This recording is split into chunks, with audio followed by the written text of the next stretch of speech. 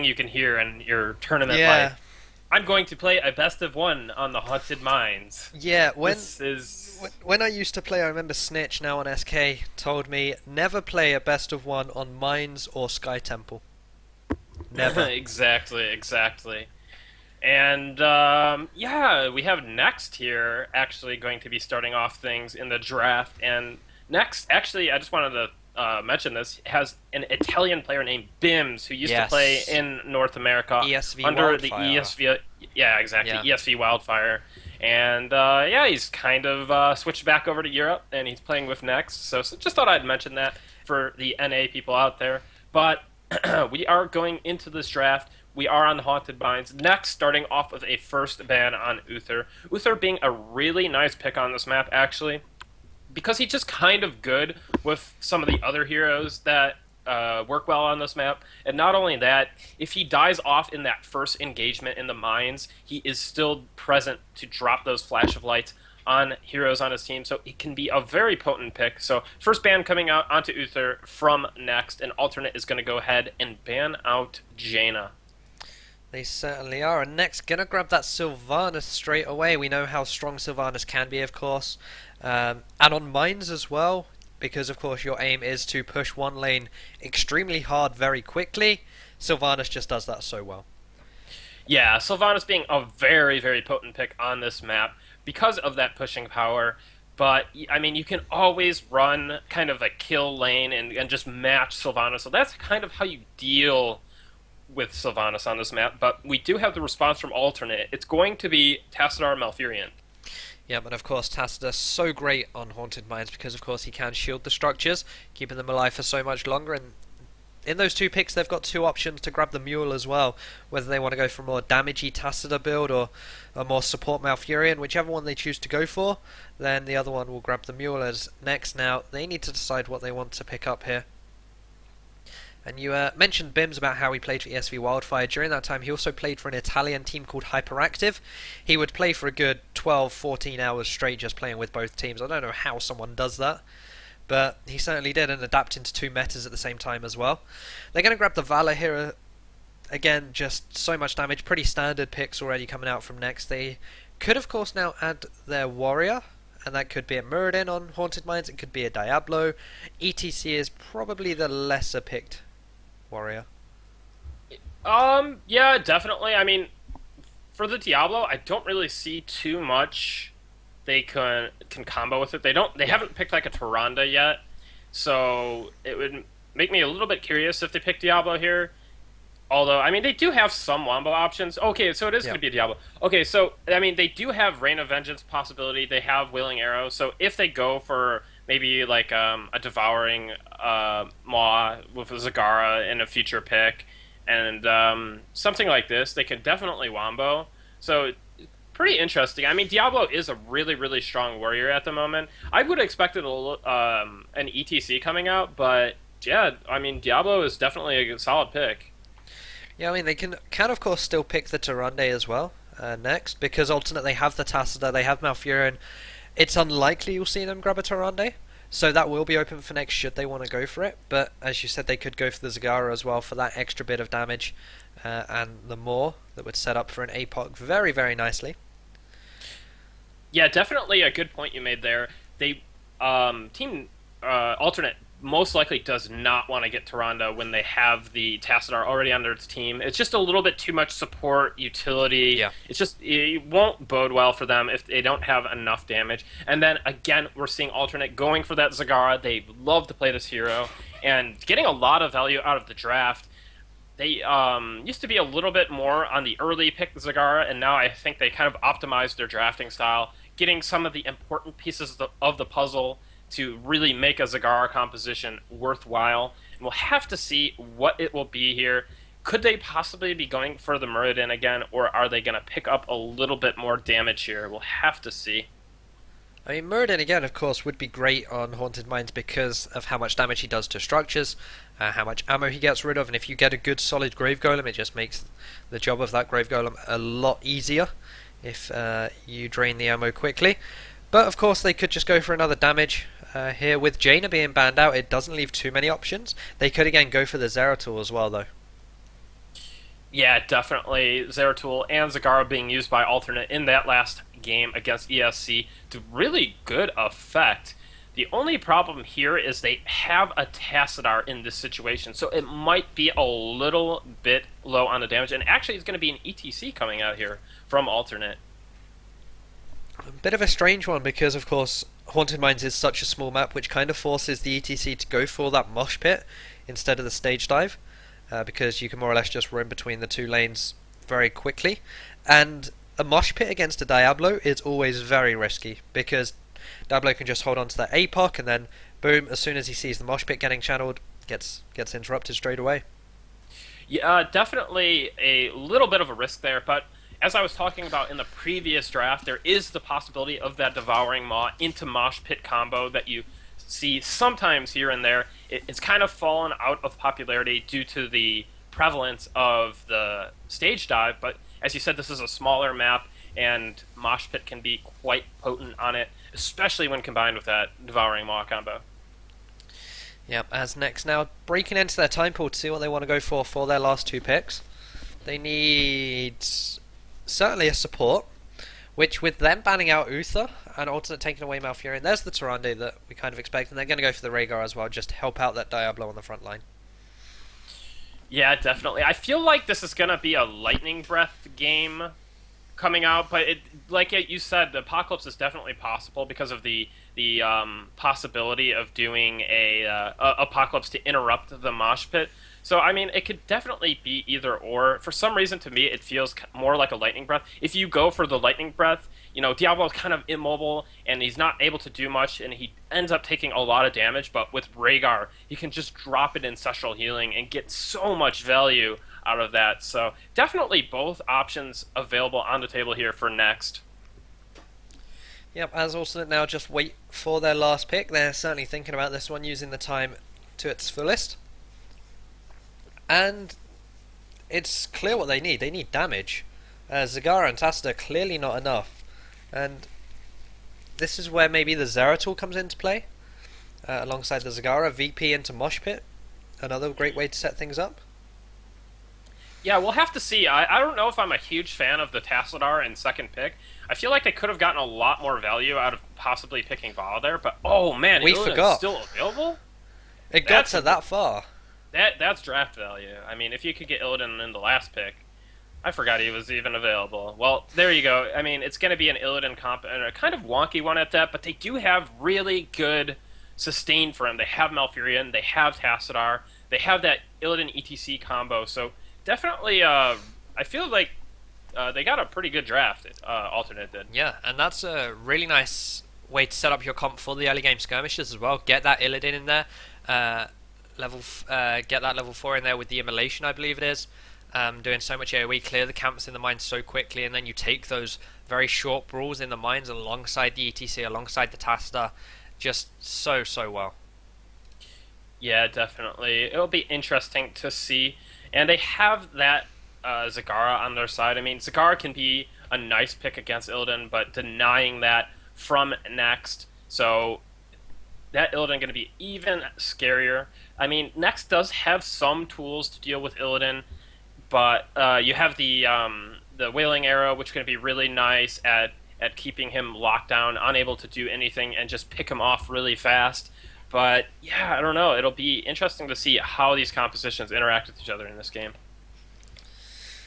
Yeah, I mean, Mines is always a weird one as it is. I remember casting an NA game 2 weeks ago or so on Mines, and the first golem, I think it was like a 45-55 split, and the first golem went all the way to at least the keep and maybe a little bit further. And you either see games like that, very quick first Mines, or a very longed out game, prolonged, very passive, very safe, don't take many risks. Yeah, I feel that nowadays a lot of teams are favoring defense Yeah. as opposed to offense because you have the option of Mule, the Golem just not as strong as it used to be, and it's just kind of more easy to defend. And a lot of teams are just accumulating about, around 30 skulls, and they're not afraid to sacrifice the rest of the skulls because they can simply just push while the enemy team is going for the boss in the mines. So definitely some interesting things that can come out here. Sometimes you have more aggressive teams, sometimes you have more defensive teams, and one bad decision on this map could spell doom for your team. Yeah, certainly so. And I mean, you've also got the Merc camps that come into play. The easy camp, the timing of taking that siege camp is so important. Making sure that it gets there in time to defend the golem but doesn't step too far forward, that it's in the golem's melee range. And as you said, if you're happy getting those 30 skulls, you can then go up onto the surface and invade onto the enemy's easy camp as well. Yeah, definitely. We've been seeing a lot less favoring of going for the bruiser camp, the knight camp in middle, and Yeah. kind of just favoring more of the pushing and then just pulling back and going for the siege giants. Because if you go for that smaller golem with the 30 skulls, that means the enemy golem is going to be much stronger. So well, a bit stronger, and you have to really worry about getting those giants out. So a lot of teams just kind of sacrificing the bruisers and only going for them when there's kind of some downtime after the golem stage of the game. Yeah, certainly so. So we're now just waiting on one more player to join the lobby, and it is that player that we talked about quite a bit before in Bims.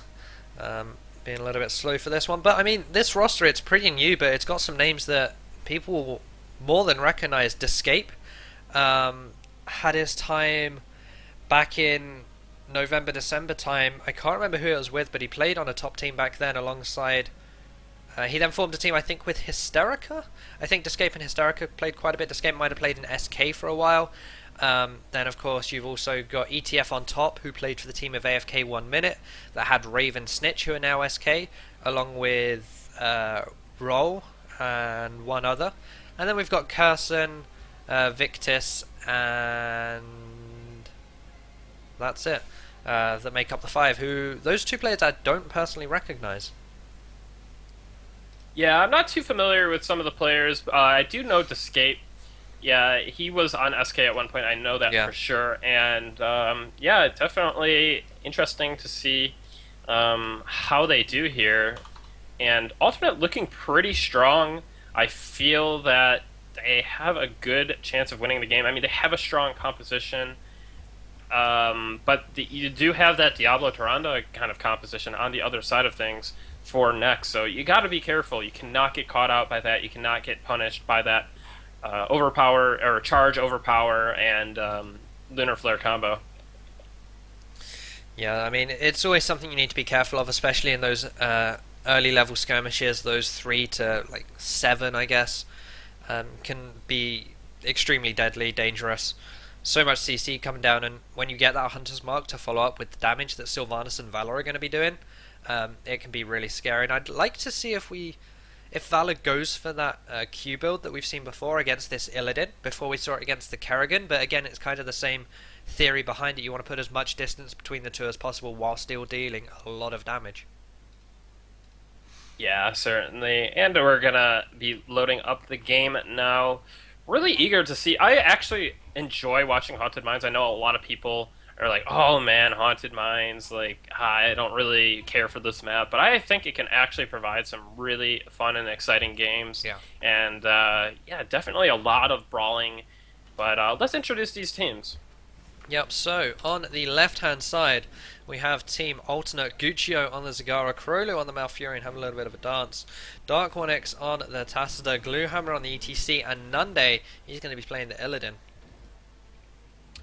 Yeah, and on the right side of the map, as the red team, we do have Team Next, Descape on Tyrande, Curson on Rhaegar, Bims on Sylvanas, F, ETF. ETF on top, ETF on top on Diablo, and Victus on Vala. Man, it's so hard for me to read these names sometimes. I think it might just be my vision going or something here. But we do have a Next kind of going aggressive right into the Watchtower here, not afraid with that Diablo, with the Tyrande follow-up possibility. And Nande just going to go split off from the rest of Alternate, go into the bottom lane here on that Illidan, and then we're going to have the rest of Alternate heading towards that top lane. Their off lane, they're going to be in now the Golem lane of Next. Yeah, this is a strange one as well. Allowing Illidan to solo instead of maybe Tassida is Bit strange in my honest opinion. Usually you'd let the Tassadar solo lane because he has got so much wave clear, he can defend the towers, and I guess Zagara Tassadar isn't the worst push lane, as we actually see the ETC of Gluehammer go aggressive, grab the watchtower, and that's going to force ETF to go and grab it back himself. Well, they're in the top lane here because of that Sylvanas threat. They need to match her. And, yeah, I actually don't mind the Tassadar in top too much because it helps with wave clear. And, but Alternate has to be pretty careful. Not only is this a push lane for Nex, but it's also a kill lane as well. They do have the threat of the Diablo Tyrande. And actually, Illidan doing quite well in bottom, actually doing quite a considerable amount of damage to Rhaegar and pushing in quite a bit. But yeah, no success so far from Next to kill anybody. I mean, they do have a lot of survivability here between the Tassadar and Malfurion. Yeah, and if ETF's able to get onto the Zagara or the Malfurion, then they could potentially get that kill. But Tassadar and ETC are both so slippery or tanky, well, for ETC it's a bit of both, that he'll just be able to escape any attempt that comes in there, as we're now seeing the roam come down from Alternate. They're not really going to get too much out of this one. And no, and they're looking like they're heading back to the top, possibly sensing that the roam is coming down, and wow, that's actually going to be both teams entering the mines at the same exact time. I would have thought that Nex would have kind of just forced their way into top with their kind of scarier comp, but here we have a flip onto Gluehammer. Yeah, they're going to go onto Gluehammer, get the Lunar Flare off and the Hunter's Mark, and that's a dead Gluehammer. They're now going to go onto Dark Onyx, who's trying to get as many skulls as he can. He's at least forced off of there. Again, trying to get some more skulls as he walks through. Will he be able to get about 4 or 5 in there? But the stun's going to come in, and that's going to be a dead Tassadar. Elsewhere, we have Curson and Victus going on to Nande here. Pings are going down. Tyrande and Dablo coming round from the top side, as Descape could potentially pick off Nande here. Yeah, it's looking like he's in a ton of trouble in the Lunar Flare to finish him off. No escape there for Illidan, and now Next going towards that Grave Golem, but Alternate in really good shape, actually, getting 42 skulls. So even though that many of them got picked off there, the Golem is going pretty nicely for them, considering they did not pick up the boss. Yeah, they lost 3 members in total here, and they've actually gone for the invade on the enemy's easy camp, which again I guess compensates for their loss of skulls, because now we're not going to see Next have those available for the defense of the enemy's Grave Golem. Yeah, exactly. And not only that, they are getting those bruisers. I mean, man, if you could get those bruisers out too, that is quite a nice thing. I would have preferred more to go for the push to get a little bit more damage and some of that experience back in their favor, but I mean, it's never a bad thing to be able to get every single Merc camp on the map in addition to a 42 skull golem. Yeah, exactly correct, as they're now going to see Illidan just get a bit of a push out down in this bot lane. Victor's going to be clearing the wave up and just going to be defending against the Grave Golem, the weaker of the two, only 42 skulls. The rest of the guys in this top lane going to be pushing with their own, and if Sylvanas can get onto those towers and start disabling them, then this Grave Golem can do a lot of damage. Yeah, it certainly can, and we have the push underway now. They actually go on to Gluehammer, flip him back, and that's going to be a dead cow right there, weakening this defense of Alternate. Yeah, Gluehammer, a little bit out of position there and needs to be careful for future engagements, but we do have the defense being mounted as best as it possibly can. We do have the Siege Giants, but they're getting frozen by that Sylvanas passive. Really nice targeting there by Bims to lock those down, and now it's looking pretty dangerous for this fort here. Yeah, I mean, Tassadar can certainly do a lot in the defense of it, but his shield's only up every 8 or so seconds, and Gluehammer again can only really do so much. The only one that can put a good defense in here is probably Guccio and Tassadar. The other two are just extra bodies here. They're trying to get into melee range, and there it is again. Gluehammer, luckily to escape that one, almost got flipped into a stun, as now Nande's come up here. They're 4v5 for now, but they should be able to escape this one pretty safely, as Victus has now joined.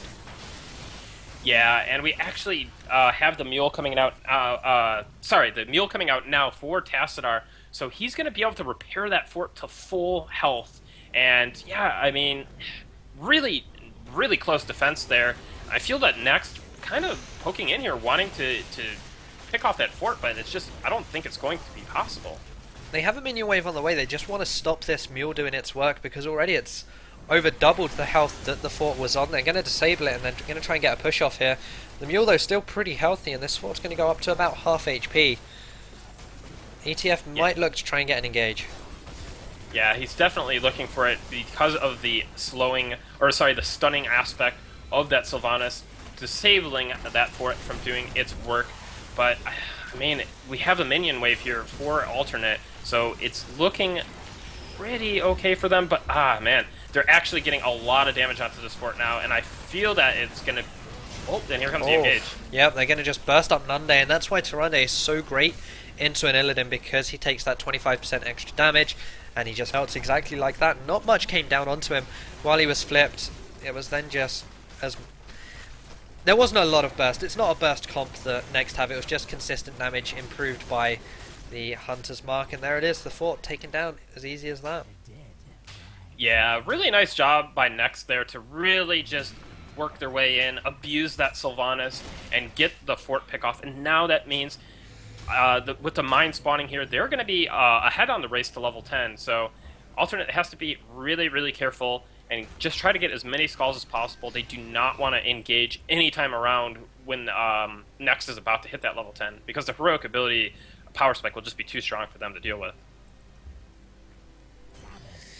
Yep, as that's exactly what they're going to do. They're just split up, 4 of them. In fact, all 5 of them taking 1 camp each very quickly. And who are they going to try and pick off? The Lunar Flare goes on to Nunde, but they're going to turn their attention to Gluehammer here. And 46 skulls is already enough, as it looks like they might get more while the attention of Next is on Gluehammer.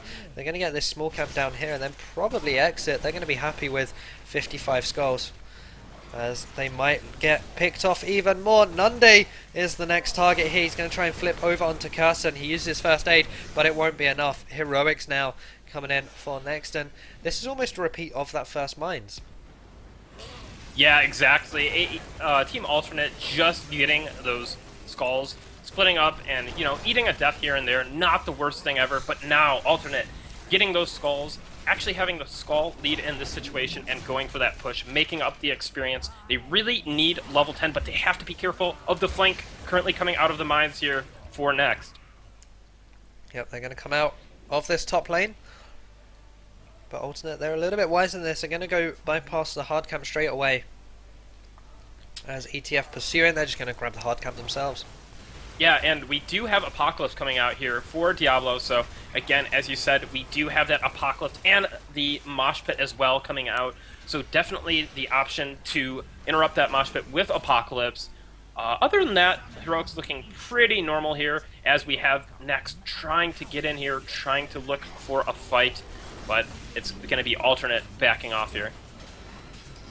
Yep, as their Grave Golem is quite tiny in this top lane right now. It's going to get melted down pretty quickly, but they are going to be here to push alongside it. They should get 1, maybe 2 towers, but they might find a Dark Onyx as well, who's forced to use his Dimensional Shift to get out of that one. Krolu, in fact, down to half HP as well. Dark Onyx peeking his head out again, and this time Gluehammer's coming in. Metamorphosis going to get interrupted. The Metamorphosis is being used. The demonic form of the Illidan has so much attack speed. Malfurion is using that Tranquility as well. ETF's going to be the first to fall here. Mosh Pit coming in alongside the Moor. Curson goes down. Sylvanas goes down. Escape might be going down as well here, as is Victus. And this is the exact fight that Alternate needed to take. Yeah, I mean, Gluehammer's Mosh Pit got interrupted in that early stage of the fight, but it was only put on that micro cooldown of 10 seconds. It was not a full cast yet, so unfortunately for Next, they did interrupt the Mosh Pit, but it was not for the full duration. And that follow-up with the Maw combination as well, going down on a couple of heroes there from Next. It's just such a really, really nice fight there for Alternate. And yeah, the Grave Golem was able to take out that bottom fort of Next and push all its way into that bottom keep wall. It did some damage, but it's going to be repaired by Mule. Yep, as these Siege Giants now going to get taken, because of course there's no point in saving them now. They will not defend against the Grave Golem. As we have a quick pause coming out here. Guccio having a few problems, it seems. But the Grave Golem for the team of Next is now all the way up to the enemy's keep. which means that it's really set to do a lot of damage. Yeah, and we have a pause here. I mean, man, I gotta give credit to Blizzard. We really needed this pause Yes. feature. We finally got it. But I mean, I just started my casting like right around the time the pause came out, so I always have to. I feel like fill time, but I actually have no problem with it. I mean, let's take a look at the talents a little bit. Yep. I mean, again, we have Reign of Vengeance coming out from Vala, so a definite option to interrupt the mosh pit other than for the Apocalypse. You also have the Tyrande Lunar Flare as well, and the Silencing Arrow. So there's so many options to deal with mosh pit on the side of Next. But yeah, we do have ATN. They're definitely on their way to that level 13 talent tier. So that could prove to be a big advantage for them in the fights to come. And yeah, they might want to abuse that window of time. Yeah, I mean, the Illidan hasn't actually been the best right now. He keeps getting picked off. I mean, that last fight was the first he actually was able to do some damage. After that Metamorphosis came out, he was then able to flip all over the places. It now seems that both teams are ready, and there it is. Nande on 3 deaths on this Illidan, Gluehammer as well, 3 deaths on the ETC, as we only have 1 each across the board for Team Next. Yeah, and we have the Siege Giants coming out now for Next. They're just trying to get some experience as well, and actually catching up quite a bit on the experience front. So, alternate, a little bit, not as far of a lead as I thought, but they are setting up in mines for some kind of ambush play here. Possibly a bait with Guccio and Krolu. I'm intrigued as to how this one's gonna go. ETF playing very passive already. That's Guccio spotted out. And now they're going to pop their heads out, and they can't really engage on 21 there. I actually thought that they were going to just run into the mines and try to act like they were alone and then get ambushed by the 3 alternate members in mines. That could have been a really, really cool play. But look at where Nande is. Gluehammer's now going to engage. Nande's going to come in from the back. Reign of Vengeance being used on 2 players, as is the Starfall and the Wailing Arrow. Metamorphosis on all 5. The Moor's only going to hit 1, however, and that's not what they wanted to do. Vims, Curson and co, all on a good amount of HP. Gluehammer forced back. We only have the mosh pit available across all 10 players now for Heroics.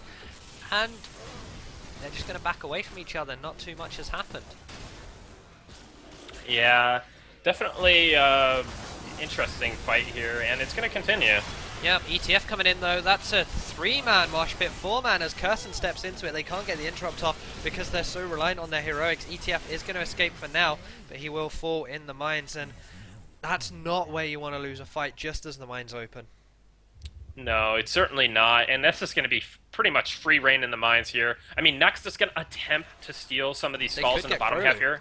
Yeah, Krolu looking like he's going to be going down here, so, I mean, making the best out of a bad situation is Next, but look at 50 skulls already in favor of Ultra. Are they going to get only 4 of Next. Dark Onyx as well here? No, Dark Onyx looking like he was alone. He's going to grab some attention of Curson. Guccio is going to take a lot of damage here, but they can't really fight this one. 3 versus 4. Victus is out of mana. Escape is low on health. In fact, all the clutch Ancestral not coming in, unfortunately. That's 2 for 0. Just Curson left now, and when you've got an Illidan on you, he's just going to back away and take the Grave Golem down here. Yeah, really nice things coming out from Alternate here, and man, I mean, Next is in bad position here. Diablo trying to go up to that top keep, make something happen, and the rest of the team close behind, but they're still missing Vala and Tyrande, so yeah, I mean, they're just not going to be able to do much there, and they're going to have to defend this Golem.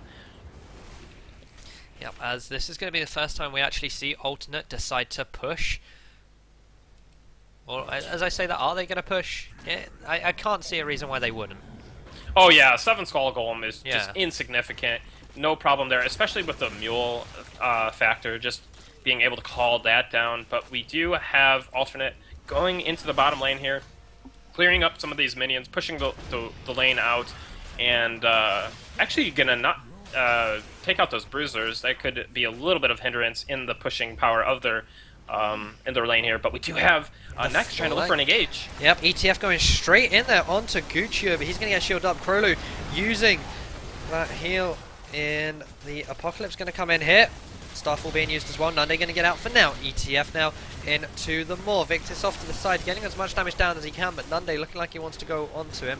And again, we're going to have an initial fight when not too much happens. This time, though, it's only the Ancestral Heal that is off cooldown out of the 10 heroics, but you really feel as if Next needed to get a pick there. Yeah, definitely. This is going to mean a dead keep for... well, it's going to be ATN taking out the keep of Next, and really nice pickup there.